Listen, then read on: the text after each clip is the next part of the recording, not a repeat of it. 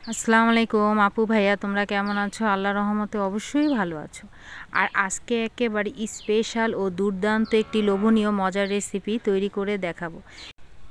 একেবারে দেশি মুরগির ঝাল ঝাল ভুনা। আর এইরকম দেশি মুরগির ঝাল ঝাল ভুনা খেতে কিন্তু খুবই স্বাদ। রুটি ও পরোটা দিয়ে খেতে কিন্তু আরও স্বাদ। তাহলে চলো খুব সহজ এবং খুবই মজা করে কিভাবে দেশি মুরগির ঝাল ঝাল ভুনা রেসিপি তৈরি করা যায় সেই রেসিপিটা তোমাদের সাথে শেয়ার করব। অবশ্যই তোমাদের ভালো লাগবে। সাধারণত আমরা সবাই কম বেশ মুরগি ভুনা রান্না করতে পারি, কিন্তু একটু ভিন্ন স্বাদ করে ভুনা করলে খেতে কিন্তু সেই স্বাদ।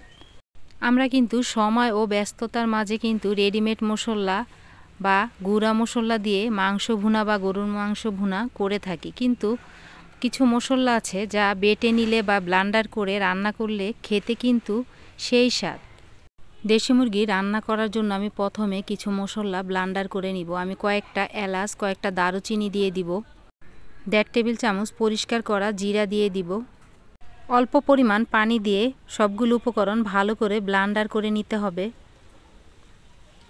দেখো মশলাগুলো আমার ব্লান্ডার করা হয়ে গেছে।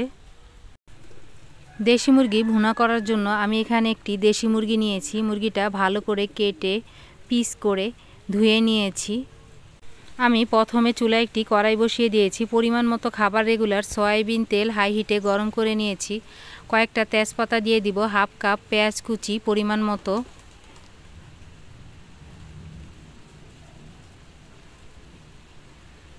এগুলো এখন অনবরত নাড়তে হবে এবং পেঁয়াজগুলো হালকা বাদামি কালার করে ভেজে নিতে হবে।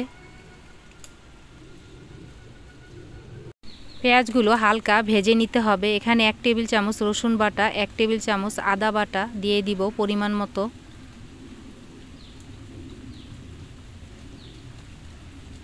হাফ টেবিল চামচ লবণ পরিমাণ মতো, তারপরও তোমরা লবণটা দেখে নিবে। 1/2 টেবিল চামচ ঘরে বানানো মাংসের মশলা গুঁড়া দিয়ে দিব পরিমাণ মতো।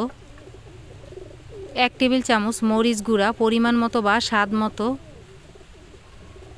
1/2 টেবিল চামচ ধনিয়া পাউডার দিয়ে দিব পরিমাণ মতো বা স্বাদ মতো। 1/2 টেবিল চামচ হলুদ গুঁড়া পরিমাণ মতো।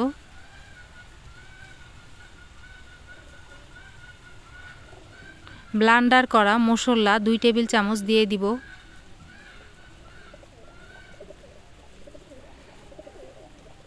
মশলাগুলো অনবরত নাড়তে হবে এবং ভালো করে কষাতে হবে।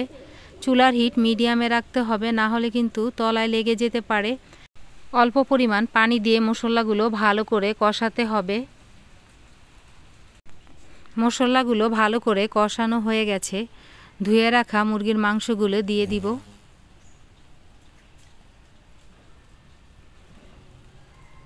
আর অনবরত কিছুক্ষণ নেড়ে চেড়ে মশলার সাথে ভালো করে মাংসগুলো মিশাতে হবে। ঢাকনা দিয়ে ঢেকে দিব। ঢেকে দেওয়ার মাঝে কিন্তু দেখে নিতে হবে, না হলে কিন্তু তলায় লেগে যেতে পারে। মুরগির মাংসের থেকে আলাদা যেগুলো পানি বের হয়েছে, এই পানি দিয়ে মাংসগুলো একটু ভালো করে কষাতে হবে। তারপরে ফুটন্ত গরম পানি 3 কাপ দিয়ে মাংসগুলো একেবারে মিডিয়াম হিটে ভালো করে কষিয়ে নিতে হবে। আর পানিগুলো আমি যখন দিয়েছি তোমাদের দেখাতে পারিনি, এর জন্য আমি দুঃখিত।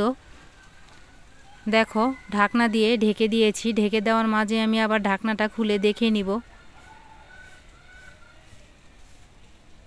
আমি এখানে ধুয়ে রাখা কয়েকটা কাঁচামরিচ দিয়ে দিব। আবার কিছুক্ষণ নেড়ে চেড়ে ঢাকনা দিয়ে ঢেকে দিব।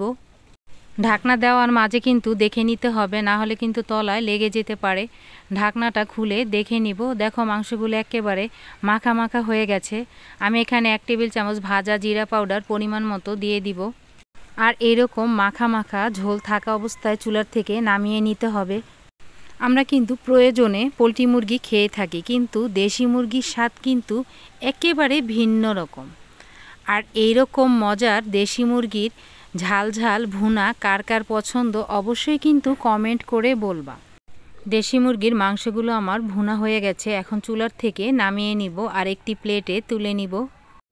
দেখো দেখতে কত মাশাআল্লাহ সুন্দর হয়েছে কালারটা, আর খেতে কিন্তু সেই স্বাদ।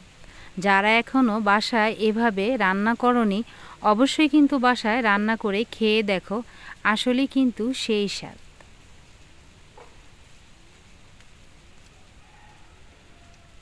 আর কারো জিভে জল আসলে কিন্তু আমি দায়ী না। আর এইরকম মজার ঝাল ঝাল মুরগির মাংস ভুনা পিঠা দিয়ে খেতে কিন্তু আরও স্বাদ।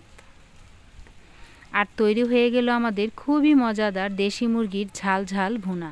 রেসিপিটা ভালো লাগলে অবশ্যই লাইক শেয়ার কমেন্ট করো, চ্যানেলটি প্লিজ সাবস্ক্রাইব করো এবং সবসময় ভালো থেকো, সুস্থ থেকো, এই বোনটির পাশে থেকো। আল্লাহ হাফেজ।